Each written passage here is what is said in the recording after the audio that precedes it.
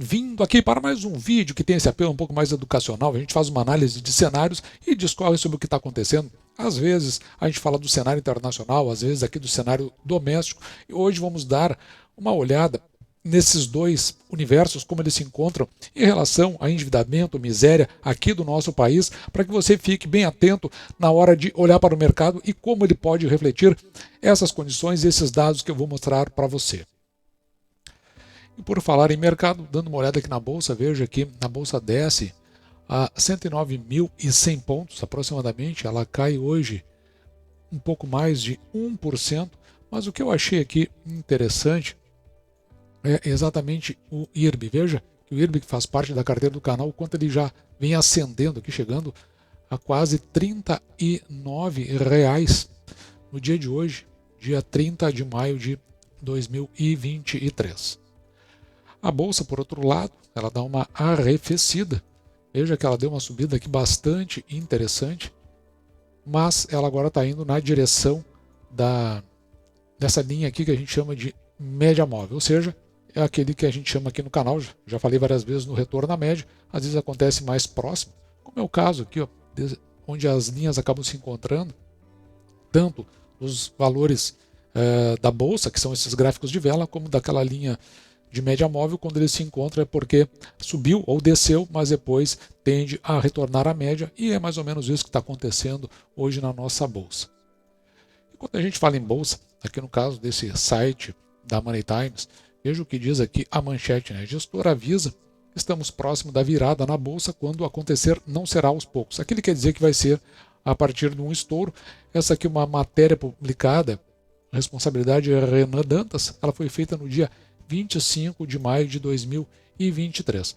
Quando nós pegamos esta reportagem e descemos aqui no corpo dela, que eu acho que é a parte que é mais significativa, quem está fazendo essa análise é esse gestor aqui, José Rocha, da Dália Capital, e o motivo que ele explica isso é por conta do PL da bolsa estar em 5,45, que segundo ele é o menor patamar aqui, desde o primeiro mandato do governo do presidente Lula. Então foi lá de 2003 a 2006, segundo então a plataforma da Oceans 14. Essa é a razão porque ele acha que está muito perto dessa virada e a possibilidade de dar esse estouro.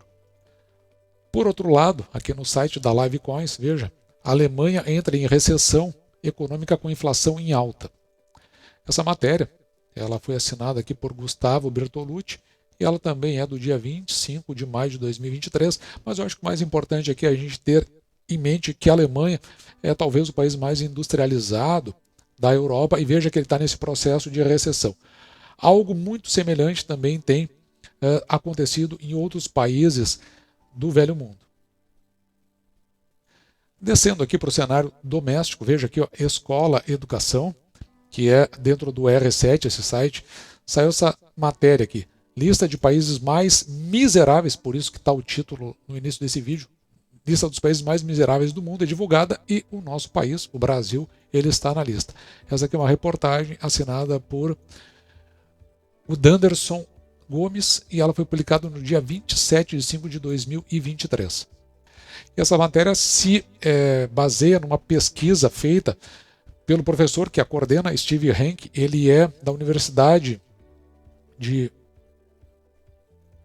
Johns Hopkins, nos Estados Unidos, e o nome da pesquisa que ele faz anualmente é o Índice Anual de Miséria. Nesse caso, é relativo ao ano de 2022. E esse ranking é intitulado Henke's Annual Misery Index, ou seja, o Índice de Miséria Anual de Henke, que é o John Henke, né, o que faz a pesquisa.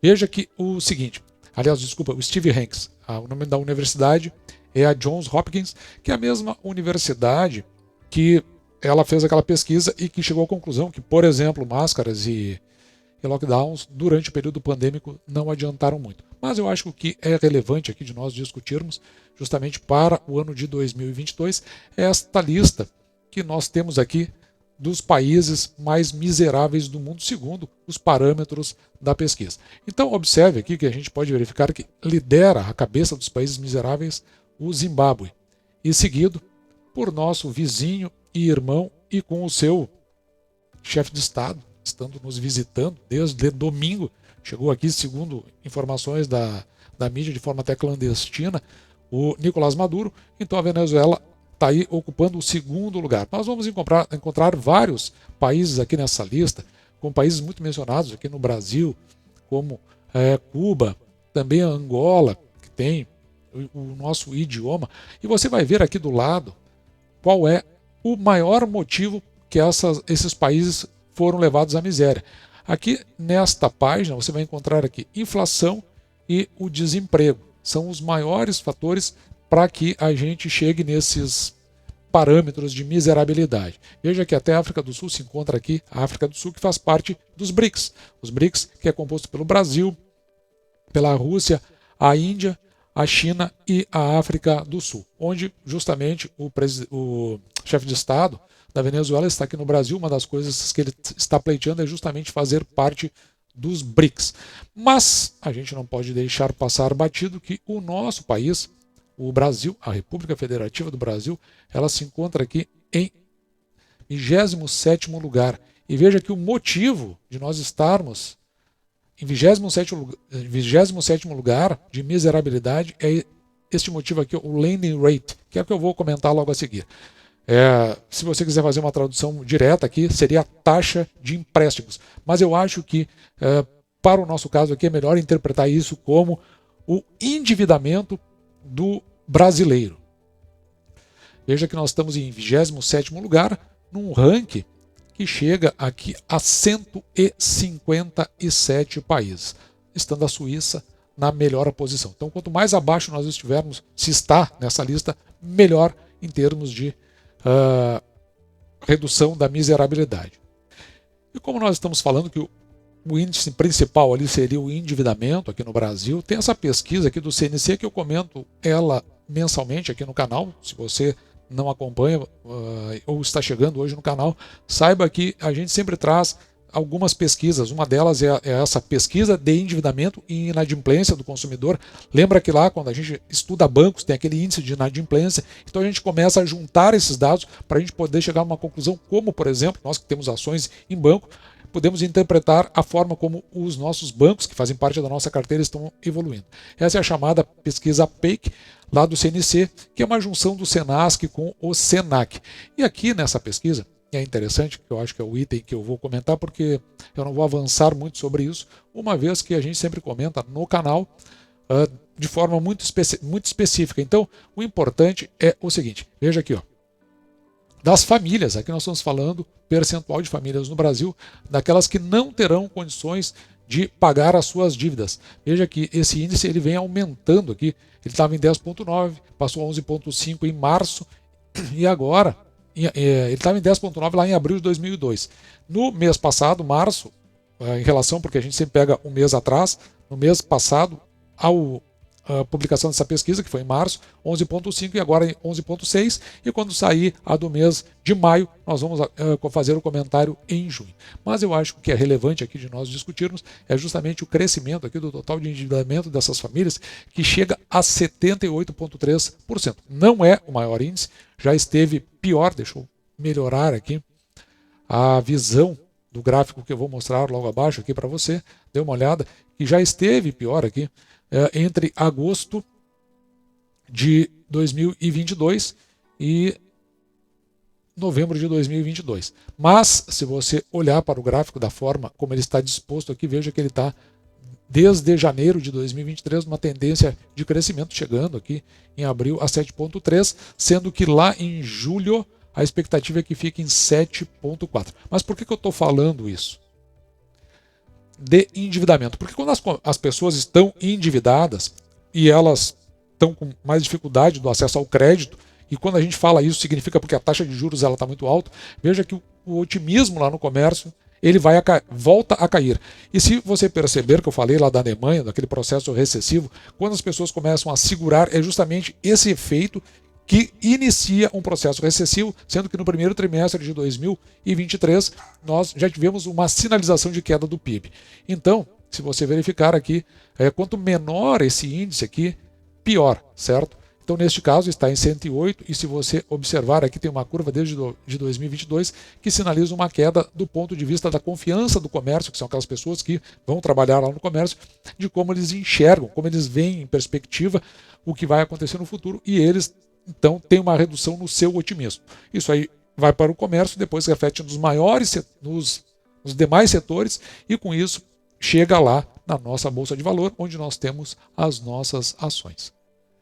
E aqui, um vídeo que eu trouxe para a gente poder entender, não sobre o Banco Central propriamente dito, mas quem vai falar aqui é o Hélio Beltrão, mas eu queria que você prestasse atenção justamente na questão do crédito, que é o fator principal que ele vai comentar no vídeo. Então, para a gente entender o Banco Central, entender banco, né, no segundo. Até determinado momento, como é que a gente fazia na economia, nos nossos antepassados? Usavam moedas de ouro, de prata usado mais para o dia a dia, ouro tinha mais valor, e era isso, assim, você comprava e vendia. Então tinha sempre algum ativo real, que era essa moeda usada para troca. Mas aí o banco foi inventado, e o banco ele tem uma característica peculiar e que é até muito perigosa para toda a economia, inclusive hoje, que é o seguinte: você recebe depósitos, diz que você pode, vamos dizer que eu seja o banco é, aí vai o Lucas e depositou uma moeda de ouro ou um real papel no banco L. Aí eu digo, Lucas, você tem um depósito, você pode sacar no momento que você quiser. Só que eu pego o teu, né, e empresto para outra pessoa. Então eu não tenho aquilo. E se você vier neste momento, o banco está quebrado. Mas se eu tenho um número suficiente de correntistas e nem todo mundo vem sacar ao mesmo tempo, eu consigo criar dinheiro. Eu tenho mais empréstimos do que tem depositantes e tal. E dinheiro real no caixa. O caixa que você me deu tem pouco e eu fiz uma opção de outro empréstimo. Então, banco cria dinheiro novo. É exatamente aqui que eu quero parar o vídeo, justamente para dizer que banco faz isso. Ele cria dinheiro quando ele faz empréstimo. Quando ele cria dinheiro, ele joga dinheiro novo no mercado e isso faz levantar um daqueles itens lá que levam à miserabilidade, que é o item de inflação. Essa é uma das formas. Quando você eleva os juros, não saem esses empréstimos novos e, consequentemente, se retira dinheiro do mercado, fazendo reduzir a inflação. Esse é o processo que acontece. E justamente o que é o empréstimo do dinheiro? Simplesmente o dinheiro novo criado, você cria um ativo e lá na conta do passivo ela fica zerada e aquilo ali, do ponto de vista de balanço, se o balanço que a gente sempre discute aqui dentro do canal, faz não parecer que aquele banco está colocando um dinheiro no mercado que ele não possui. E olhando para esse cenário como um todo, a conclusão que eu chego é que mesmo que a Bolsa ela tenha dado aquela subida ali bastante interessante, eu continuo com a sensação de que ela está muito pressionada, inclusive nesse período que ela subiu muito, evitou que nós comprássemos mais ações, nós temos ordens lançadas no VAC, aquelas válidas até cancelar, que à medida que elas forem executadas a gente traz aqui para você tomar conhecimento, e um dos motivos que a gente percebeu é justamente porque houve uma movimentação, aparentemente para mim, de cunho especulativo, de forma que fez dar essa subida. Ainda que a Bolsa esteja com aquele PL de 5,4, que nós vimos agora há pouco, eu ainda acredito que existe uma pressão sobre ela por várias questões. Uma delas é o alto endividamento, que leva para a miséria.